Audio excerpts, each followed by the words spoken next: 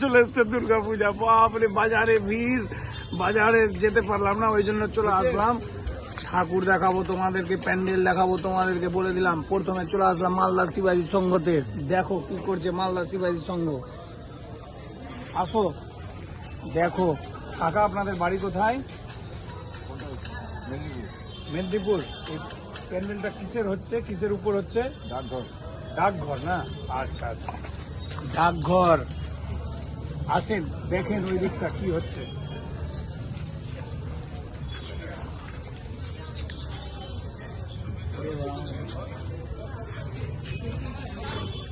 আমাকে দিয়ে দেবো, আমি দেখে দেবো।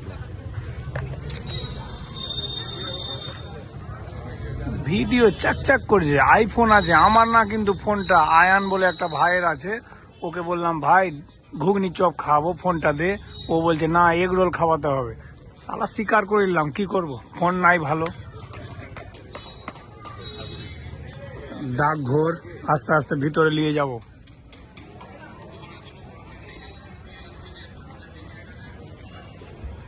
মারাত্মক আইফোন, যে এমনি সবাই ব্যবহার করতে পারে না কিন্তু আইফোন।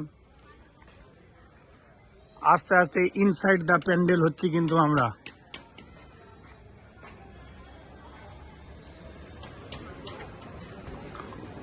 হোয়াইট, বাপরে সাদার মধ্যে মারাত্মক কাজ বলে 24 ঘন্টা চলছে এদের। কাকু তোমার বাড়ি কোথায়?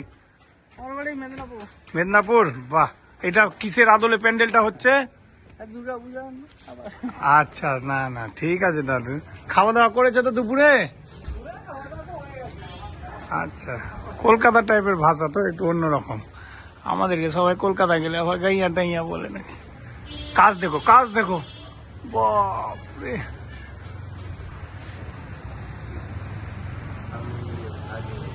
আইফোন কাকে বলে? মালদা শিবাজি সংঘ, বুড়াবুড়ি তোলা। কাজগুলা কাছ থেকে দেখাচ্ছি, যেহেতু আইফোনের ব্যাপার আছে। এই কাজগুলো হচ্ছে নারকেলের ছোবার।